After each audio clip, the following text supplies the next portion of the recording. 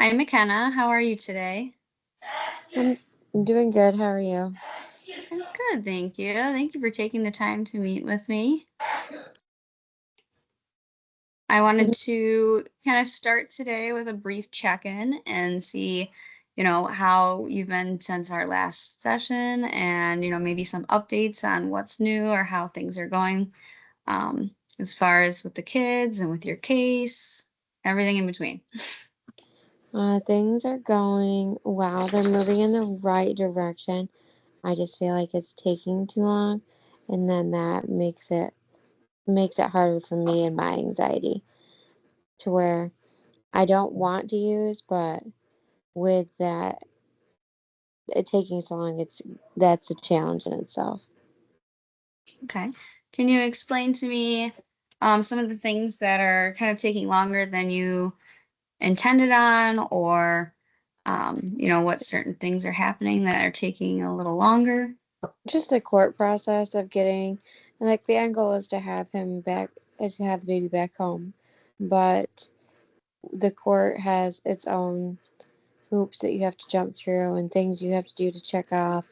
And I feel like every time I get something checked off, they just keep adding more things that they want done, or they want it to be going on for a little longer than what's happened, that kind of thing. Really things that are just out of, like, they're in my control because I can make the right choices, but out of my control because I mean the judge has the final say. Right. I can see how that can be really stressful. And I want you to know that I do, I'm very proud of you for all the steps you have been taking, and you've been very consistent and you've been following through on everything they're asking you to do. And I think that shows, a lot of progress on your part, as far as being able to get these things done and move closer to that goal. I appreciate that. It doesn't seem like everybody quite understands the depth of the changes and how hard it is. What is making you feel like not everybody understands? Because every time we go, the judge just kind of gives you more things and they make it seem like these are really little steps. Like, hey, I need you to be clean for 30 days. Like, that's a lot harder than people think it is. Or, hey, I need you to get this done before we come back. And then they schedule it for 2 weeks out. But you have therapists that are booking months out in advance. So they expect you to do these big things in these little amounts of time and not mess anything up in the process. So to me, it sounds like you're you're feeling like people aren't recognizing everything that you're doing, and they're not recognizing how challenging it's been for you in this process. Is that right? Yeah, I mean they might see how challenging it is. They just they want it done in a set amount of time and things like that. And things aren't that cut and dry. Well, and I appreciate you being open about that and sharing with me some of those frustrations. But like I said, I hope you recognize at least like how much growth you've had and how you've been able to maintain your sobriety and getting everything done, and that you're working really hard to be able to reconnect and, with your family again. And I think that shows, for sure. Yeah, it's just one of those things that I feel it.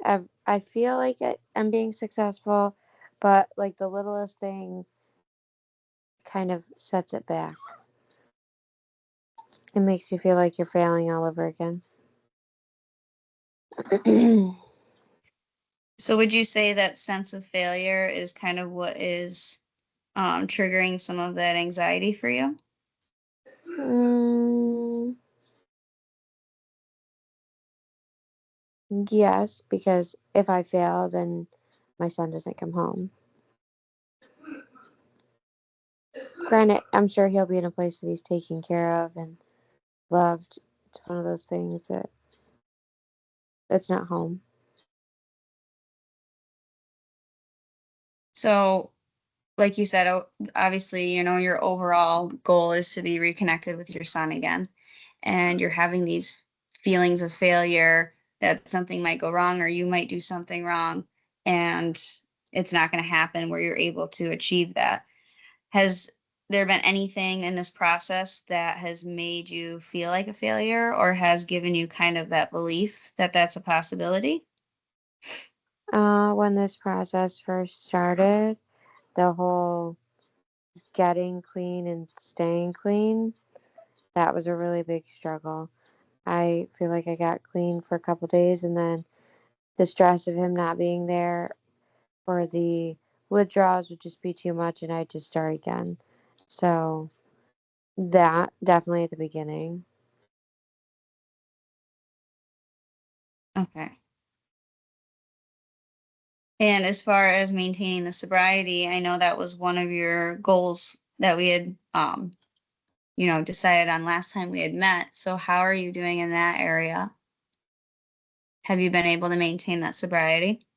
Yes, I've been able to maintain it. It's just there's definitely struggles to where I want to use because I feel like it'd be easier to cope than to deal with the pain.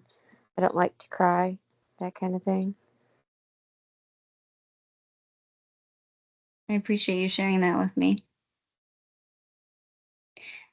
And I know last time we had met, one of the goals was, like I said, to stick to that sobriety. And I think as of today, it would be 54 days.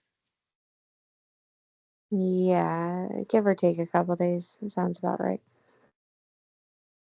So, despite, I mean, obviously, I think it's very normal to have that fear and worry that something, you know, that you might give in to the temptation of wanting to use and give in to some of that.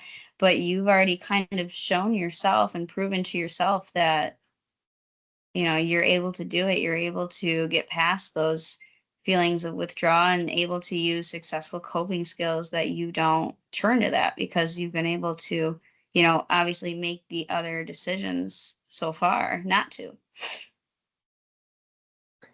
Yeah, it's just hard because in the world that I was living in, I was surrounded by people, or the people that I really communicated with were those that I got stuff from or used with at one point or another. So, reteaching myself and surrounding myself with supportive people has been challenging You said it's been challenging to be around supportive people. to find them and teaching Oh, to myself to like find them. lean on them versus reaching out to the people that know me, well, the old me, anyways. Now, what do you think is your fear? What's holding you back from being able to kind of like make those connections or, you know, let others be there for you in that way? Just letting people in. Everybody that has been let in the past, like supportive wise, like my family and things like that, have walked away or there's so much damage that we just don't communicate anymore. So that whole trusting people enough to let them in.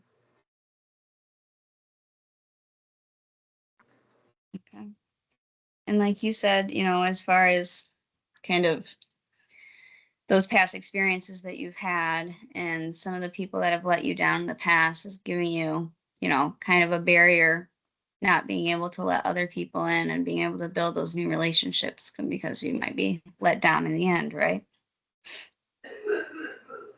Would you say that's one of, another component of the depression and anxiety as well? With Is what? not having those people? Oh, yeah, definitely.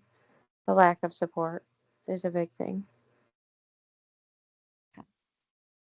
So if it's okay with you, just, really briefly, I'd like to kind of break that down a little bit using a tool that we call an ABC model. Would that be okay with you? Yeah, that's fine.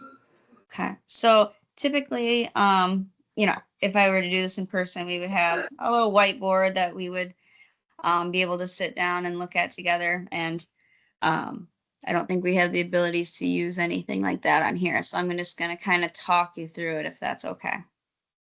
We can try. Okay. If I lose you, just let me know and I can try to, do it again for you.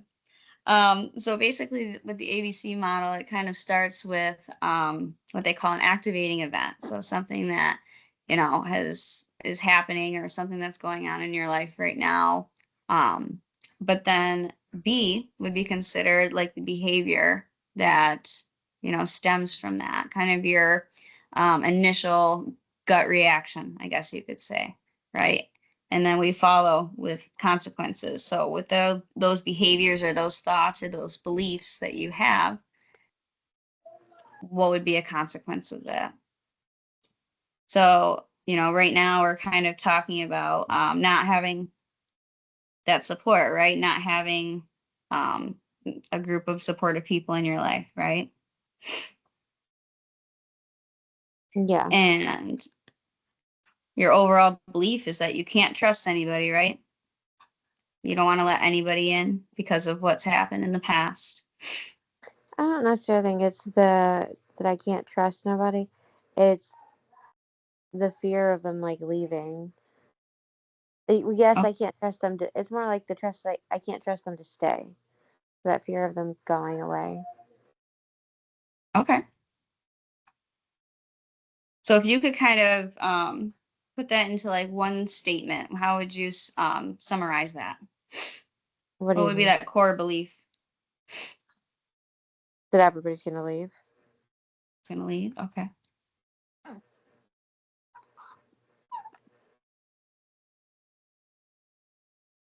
And then, as we see, a consequence of that is, kind of refraining from making new relationships or putting yourself out there kind of thing. Would you agree? Yep.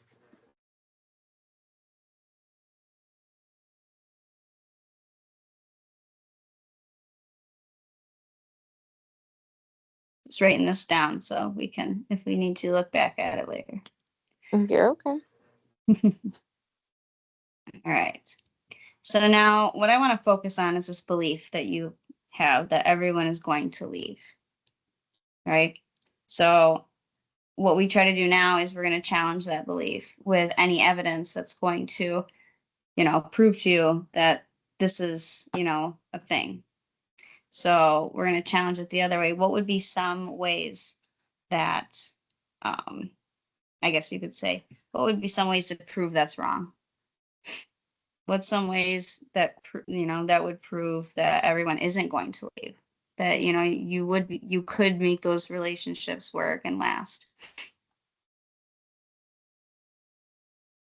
Mm, I mean, my older kids haven't left. I guess. So Okay, they. great.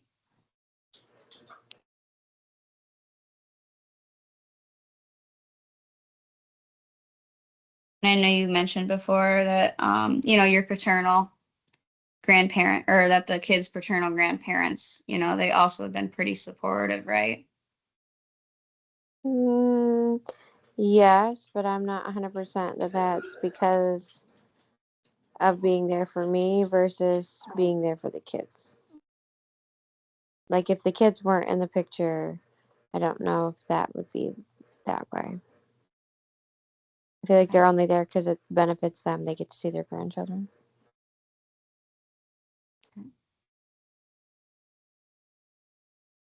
What else would give you, reason to believe that maybe not everyone would leave? That maybe, there's there would be opportunity for you to build those new relationships if you were to let people in. I mean, I'd have to try and just do it at first and go from there. I mean, it's one of those things that you never really know what's going to happen until you do it. Okay. Perfect. And not everybody's the same, so I'm Yeah, not absolutely. judging either. So, Okay. Perfect. All right. And I like what you just said there too, as far as the, everyone's different. So I'm sure, it is hard based off of what you've gone through in the past to really, open yourself up or not wanting to get hurt in that way. But for you to be able to say that and reflect on that, these other people, they're not the same. So maybe, that would give me an opportunity to, have a different experience, I think is really telling. So I appreciate that. All right. Perfect. So, and I know we're running out of time, so I don't want to, keep you much later than I know you got a lot going on right now, but I wanted to check in on the homework. And I know we had talked about some journal entries that you were tracking some of your successes. How has that been going?